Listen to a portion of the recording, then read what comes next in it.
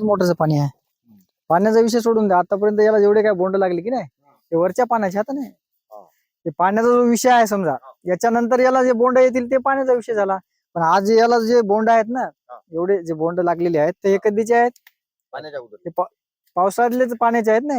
याच्यानंतर याला जे काय फरतळ येईल समजा समोर, ते ओलिताचा विषय झाला. म्हणजे आपण शेतकरी म्हणतात ना, पाणी आहे का, पाणी आहे का, ओलित आहे का. तर आज जर याला समजा आता पहिला वेळचा आपला 12-13 क्विंटल निघला, आणखीन जर कमीत कमी याच्यात 10च पकडा ना, तर एकरी 23-25 पर्यंत व्हायला. कोरडवा म्हणजे 25 क्विंटल खूप झाला ना. 15च्या वर तर जातच हा, नाही.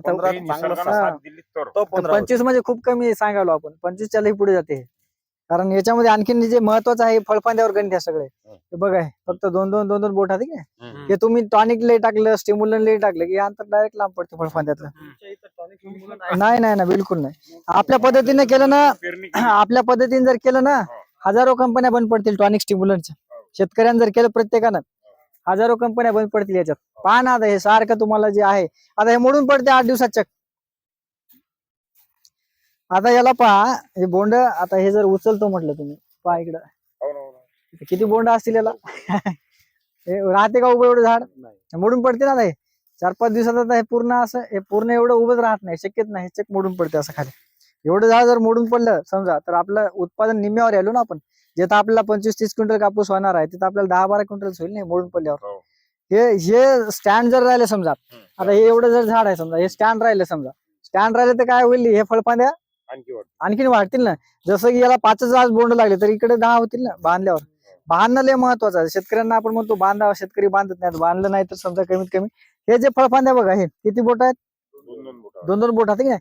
येथून इकडे जर आपण इकडे बघा, आता मोजलं समजा, इकडे पहा, 1 2 3 4 5 6 7 8 9 10 11 12 13 14 15 16 17 18 19 20 20च पकडा.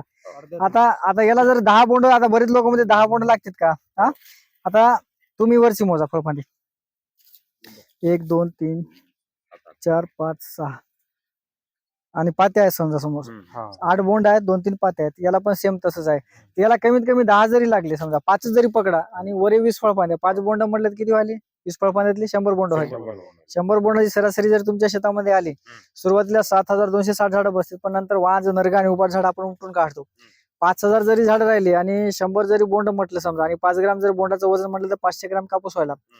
5000 झाड, 5-5 25 क्विंटल आरामशीर होऊ शकते. काही याला मेहनत काय हे करा, फक्त महत्वाचा टॉनिक जमणार नाही, स्टिम्युलन जमणार नाही, मॅकोटो जमणार नाही, वरखत, भारी भारीच्या फवारणी जमणार नाहीत, गॅस पॉइजन बिलकुल जमणार नाही. हे असे एकदम हे करायला लागतं. मशागत म्हणजे खत नाही द्यायचं. 30 दिवस 28 दिवस काहीच नाही द्यायचं. त्याची पहिली फळफांदी गोडा आहे, एकदम जमिनीपासून आहे ना. तुमच्या शेतात काय होतं, डायरेक्ट टोंगल्यावर काहीच लागत नाही ना. तुम्ही लावताना खत देता ना. आपल्याला जे कृषी विद्यापीठ सांगते ना, ते सगळं उलट करायचं आपल्याला. हे महत्वाचं आहे. हे जे आता या झाडाला बुडापासून जर शेंड्यापर्यंत तुम्ही मोजतो म्हटलं, मोजावर याला फळफांद्या किती आहेत?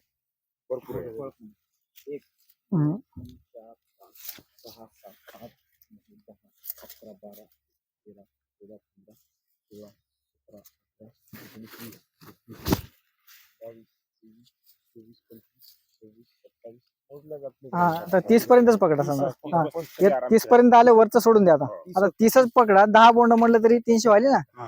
5 जरी बोंड म्हणलं आणि 30 फळफांद्या म्हणलं तर किती व्हायले? 150 बोंड व्हायले. 150च बोंड लावा, जास्त लावायचं कामच नाही ना. पण हे जर तुम्ही काय केलं, तुम्ही जास्त खत दिले तर हे जे अंतर आहे हे लांब पडते डायरेक्ट. तुम्ही लावताना खत दिलं तर पहिली फळफांदी डायरेक्ट 1-1.5 फूट काहीच लागत नाही. तुमच्या फळफांद्या कमी व्हायला ना. महत्वाचं आहे, पहिलं जमीन जर तुमची भारी असेल, हा एकदम, तर 30 दिवसाला द्यायचं. मिरचीवर, हळदीवर, गव्हावर जर कापूस लावायचा असेल तर 40 दिवस काही जमत नाही टाकायला. आणि कापसावर कापूस जर लावत असेल तर 25 दिवसाला पहिले खत द्यायचं. शेणखत प्रक्रिया महत्वाचं आहे. जे काय आपण आज करोडो रुपये शेतकरी त्या स्टिम्युलंटवर, टॉनिकवर, वरखतावर खर्च करायला की नाही. एक शेतकरी साधारण कमीत कमी 5000 पेक्षा अधिक खर्च करते टॉनिकवर. तुम्ही शेणखत तयार करा ना, तुम्हाला 2-3 हजार खर्च येईल एका एकर समजा. 5000 येईल, 10,000 येईल, पण तुमची जमीनची सुपीकता टिकून राहिली आणि उत्पादन वाढायला ना, आणि तुमची जमीन कंटिन्यू पिकत राहील ना जर शेणखत आपण प्रक्रिया केली तर. आणि हे जे आपण टॉनिकचा खर्च करालो, विद्राव्य खताचा खर्च करालो, हे पाण्यात चालला ना आपल्याला. निवळ पाणी आहे, त्याच्यात काहीच फायदा होत नाही. जसं आपल्याला सांगते तर बुवा पात्या लागायचं औषध आहे, बोंड लागायचं औषध आहे, पाते गळू नये म्हणून याचं औषध आहे, असं कुठलंही औषध नाही. असं जर असतं तर आपल्यापेक्षा प्लॉट दुकानदाराचे कंपनीचे चांगले राहिले असते, है की नाही? म्हणजे निवळ चिवत्या बनवायच्या धंद्यात आपल्या. खत किती प्रमाणात द्यायचं बा? आणि खत पहिलं खत कुठे 10 रासायनिक जे देऊन राहिले. एकच बॅग द्यायचं, 10-20 एकरी एक एक बॅग. फोटो घ्या सगळे, बसून आपण घरी सांगतो ना तुम्हाला.